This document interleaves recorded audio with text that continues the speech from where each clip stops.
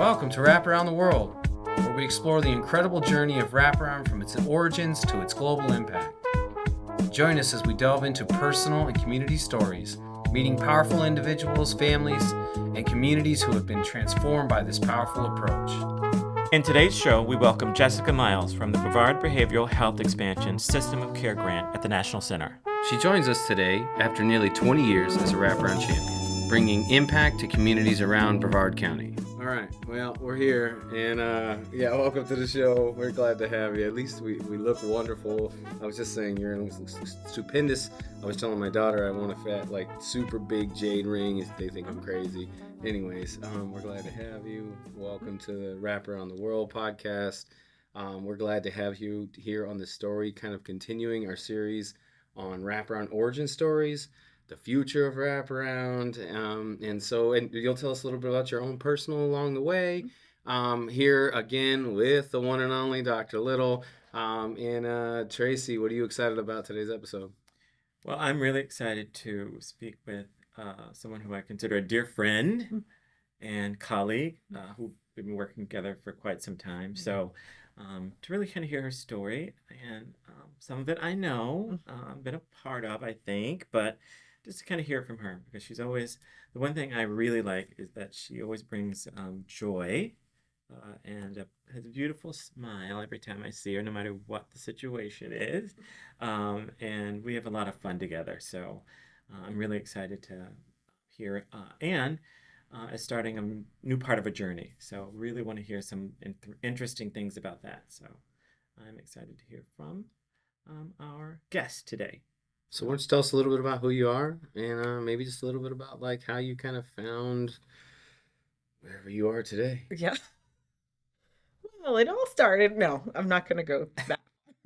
Hey, we got time. We could do 2-part, 3-part series. 6-part, part 6. She's still talking, but wow, how I made it here. I never would have thought this is where I would be in life. I started out wanting to be an attorney, from a kid. I was lawyer. And my last semester in college, I did my internship, and I did not want to be a lawyer. I realized... Didn't you at one point think about being a lawyer? Yeah. That's correct. Okay, because no mean to interrupt. Please continue. Yeah, that's right. I think you did. And so, so then I just went through this depression phase. What am I going to do? I had this whole plan, my life planned out, and it wasn't going to work out. And a friend of mine was working at DCF, the Department of Children and Families.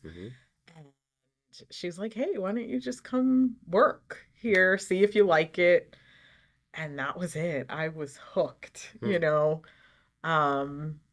years old, bright-eyed. I wanted to change the world because of what I didn't even know this realm existed, in helping families. And I started out at economic self-sufficiency, which was helping families who were struggling with food and insecurities, things like that. I was able to help them, but I was I want to do more, Yeah. And then finally I started working on court-ordered services through our dependency system. And I really, liked it. However, I was how do we get ahead of this? I was I still was I want to do more. I want to do more. And no lie, somebody was walking around the office and they were talking about this wraparound team and how it can help my dependency families. And I sat through a couple of family team conferences and I was okay, this isn't bad, And I remember having a conversation with someone and saying, hey, you want to join the team? And I was like, me? Yeah. And it changed my life, in terms of social services and what I thought about social services. And yeah, I remember in, New York, a social services office, it was literally like the movies, there's papers everywhere. The social worker looks totally disheveled. Here, Wraparound was something totally different. You could be creative. You could really work with a family on their level. And there wasn't a system mandating them to make the change, but they were really the ones who wanted to make certain changes, whether it was addressing the major goal or not, or the issue or not, but eliciting that trust from them and really building that relationship was hugely important for me, and it just fit. And that's kind of how I landed in Brevard Cares' lap. And Okay. Mr. Little here was a instrumental in how when I see him do wraparound, it was like it's like watching a master. I mean, seriously, it is. We pass awards out around the show. We celebrate you too, baby. Ah, We celebrate you. okay. It's like watching a master, like him with a family. We'd go into those homes, things would happen, and he's so quick, like he's so smart, so quick-witted, like, embarrassing things that I think would be to the family would happen. Wait a minute, I'm writing notes. Tell me what those were. But he would just, the way he spun it, it made the family still trust him, and not feel judged. And I love that about, just being mentored by him. And, I definitely give him props for giving me an opportunity to come into this field, because I think I blew the interview. Yeah, we'll just say that, right? Or did we get into it? But yeah, I felt like I blew the interview. But I think there's going to be a for part 2 for sure now that I'm looking at it. No, she most certainly did not hold an interview. I felt like I did. It was like it was a 6-person interview, so it was real intense, so. Did you start like in your wraparound journey as like a system provider on a team, or was it rather like you were like indoctrinated into the culture when you came in the door and it was no turning back? So some people like, I was on a family that was being served by wraparound, and then I kind of, wow, they can do that, and there's this other thing, and then other folks that are coming and like the doors opening, like, whoa, wait a minute, we get to do all this other stuff. What was your experience? So my first experience was when I was working court-ordered services. And to be honest, I don't think I utilized it appropriately or understood the realm of what wraparound was in that type of system, because, again, I had a sole focus of getting this case plan done for this family. And so I don't think I appreciated the process. I will say that.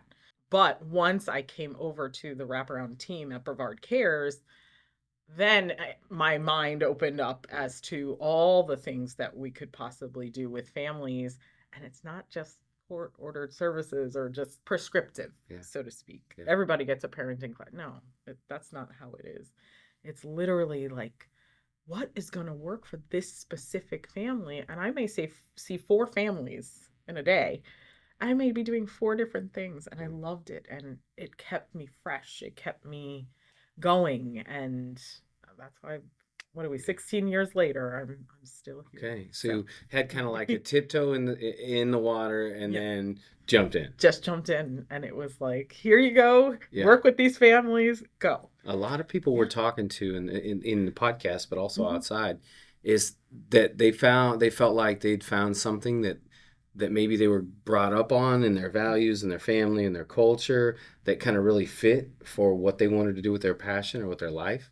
I know Tracy shared the story about running into wraparound. I shared like, how did I get here? And then, wow, this is like where I belong. It sounds like you had a very similar story. Yeah, it just fit. You don't realize you're utilizing wraparound in your own personal life, or like people had to when maybe tragedies hit or something like that. But you called on the people that were naturally supportive to you to help you through, and helping families identify what that looks like.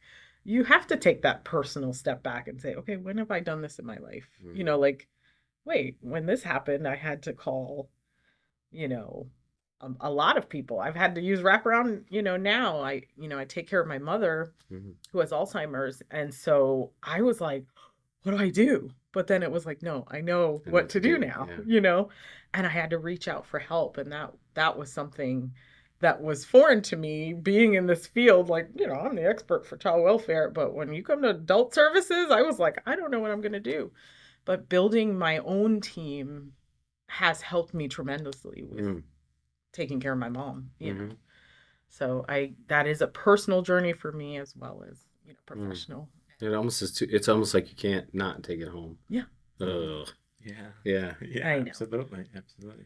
I think too, for us as we were developing and understanding, um, continuing to get to a high fidelity and maintaining the quality of what high fidelity looked like. We were also looking at trying to expand what that role was for the program itself, kind of locally, and then what we were looking at on the, kind of nationally too, right? Kind of bring it to more evidence and Mm-hmm. looking at those things. And so, as we were doing that as a leadership team, I was always then also bringing it back kind of locally and kind of sharing that information like with the local team, like, guys, listen to me, I'm telling you, like, this is exactly what's happening. And I would get so excited about that, right? And as we would do conferences and other things, I was so grateful to have people like Jessica who were kind of coming in kind of really early on, be able to share in those opportunities as well, like, kind of traveling and doing conferences and being able to share the success that we were having with families locally and developing some of that evidence of how it worked, with families and just the kind of the natural way of working with families in a way that they appreciated. And again, like you're saying, when we looked at and thought about how we would work with families, just again naturally, and the success that they would have on their own journeys, we built that evidence around that, and then our system partners. This became a way of how things just naturally work for them. So we appreciated what that began to look like. In our system culture and our culture with the providers. And I just, it was an exciting time and it just continued to grow, for us. Maybe you might share like not to put you on the spot, Mm-hmm. and you can always Mm-hmm. but maybe share like a story from a time you were working with a family where you really had to be individualized, or working with a system, and you really had to be persistent. Mm-hmm. And so maybe you might, maybe we don't have all the pieces. Maybe give us a little glimpse into what it was like back in, early days cares, and what was some of those examples? So early days, I just remember working with this one family. Well, there's several families, obviously, but some families, they don't trust a lot, and so what they know of, okay, I was either a counselor or a case manager when I came into their home. Right. Never a care coordinator. We're never doing wraparound. Oh, your counselor's here. Like that's kind of how they would treat you. And it was always like, can you pay this? Can you do this? Can you do that? But one thing, even though that was that transactional relationship that this particular family or these families felt it was the idea that when they were going through something, they would give me a call. Yes, we would get through one crisis with this particular family, and it's just building that relationship with them. And I'm the person that's answering that phone call, um, was huge for them. And Miss Jessica, I can always call you.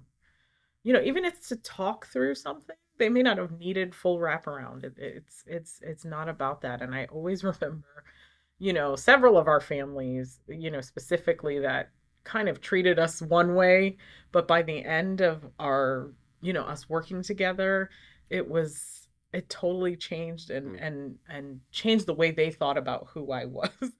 It's like, yeah, we're doing this wraparound thing, and I invite this person, and they're inviting people to come and see how their lives have been transformed, and it's really them doing the work. It's not anything I'm doing other than supporting them, and being there for them, and that's life-changing to me.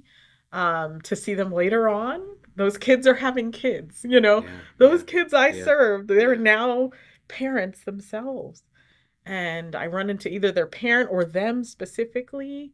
I love that running into them in Walmart and like, oh my gosh, you have your own family. Right. You remember when you were struggling? Yes, oh my goodness, but I overcame that, and now I'm in college or went to college, Sure.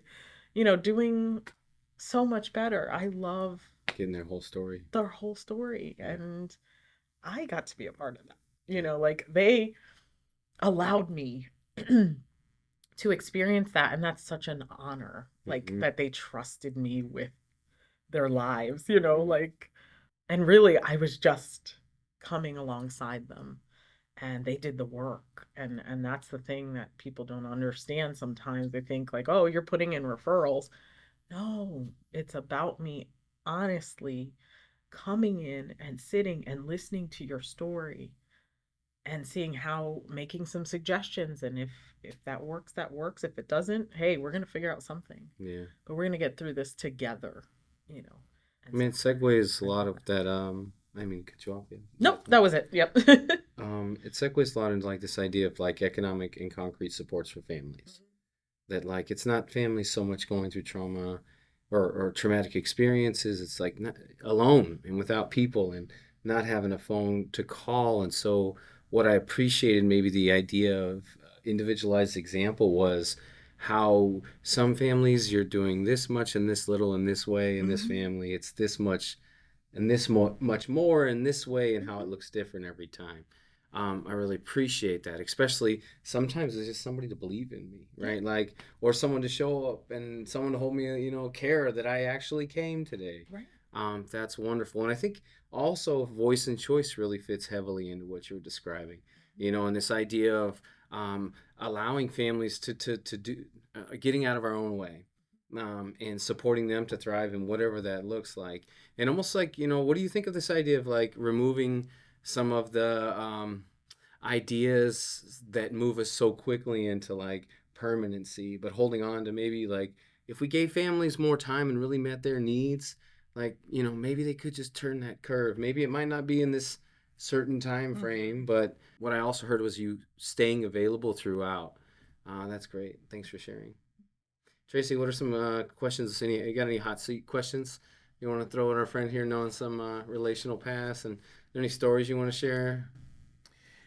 Well, I think too, one of the things that I really appreciate about Jessica and her amazing ability to engage with families and be very, very persistent with ensuring that they have their needs met is, again, her ability to inspire, and have hold hope for families. And a lot of times when others may not be able to see that and have that hope, especially sometimes in mandated systems. So, for us, it was we had we were getting families that were being referred maybe from hotline calls or system calls, Mm. but also sometimes being stepped down out of systems. So, but at any of that time, we are still kind of holding hope for families, and so I just want to kind of ask you, Jess, what is your what is your secret sauce, or what is your thought about um, kind of holding hope for people and families when many times others in systems maybe didn't have that hope for them. Can you give me what are your thoughts about that? What do you think? I think the holding out hope thing, you think about yourself as a kid, and I think I always put myself, what if I was in this position? But I had been in these positions, as a kid and a survivor of abuse myself. What was it that people needed to see about me? What was it that they were missing? And people missed a lot, Mm, you know, Mm, and I always wanted to be that person that sees through all of the stuff. I had perfect grades. Like mm, nobody could figure out what was happening. So I wanted to be that person that saw that child or saw that mother that was struggling through domestic violence, that didn't have a checklist, like nothing was in my face. I want to see families the way I wish I was seen as a Mhm. child. Mhm. And so, how do I hold hope and not give up? People have given up on me in my life, and it doesn't feel good. It doesn't feel good to be judged that you're not going to overcome. But if you have faith, I have a faith that this will pass. And yes, it's not in my timing.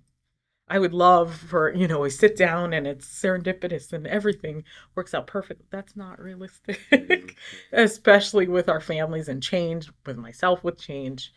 But that's what keeps me going. Um, the fact that I'm still in this field, I still have the same cell phone number, like I just, one day it will click. Something I did. And again, the honor that it is to have these families come in front of me is not, I don't take that lightly. People think they're randomly assigning cases to someone, but no, I don't take that process lightly because there's a reason why this person has come in front of me. And I take it very seriously. And if they're ready to make changes or they're not, I hope that any time we spent together would set a spark or they'll remember it later on. Mhm. They may not change in front of me. They may treat me terribly. They may dismiss wraparound. Mhm. But at the end of the day, there was a reason this person came in front of me. And I don't, I guess, take that for granted. Um, and I guess that's my hope. And that's why I keep going. I keep trying, being persistent. This may not work, but let's try this. Mhm. This is working. Let's keep going here. Mhm. And I'm not an expert. That's another thing. I think some people come in, oh, I have my college degree, and, you know, Yeah. I'm not an expert on people's families. I'm not an expert on people, period. Yeah. Right. But, just knowing, being humble and always being willing to learn um, about how this particular person is functioning that you're interacting with, and being curious Mhm. about who they are and where they are and what they're thinking, I think is kind of what keeps me going and having that hope for change, even though I may never see it. Yeah. So, Yeah. Thank you so much, Jess. I appreciate that so much, and I thank you, and I definitely see that, and always admired, and was grateful. Continue to be grateful for that.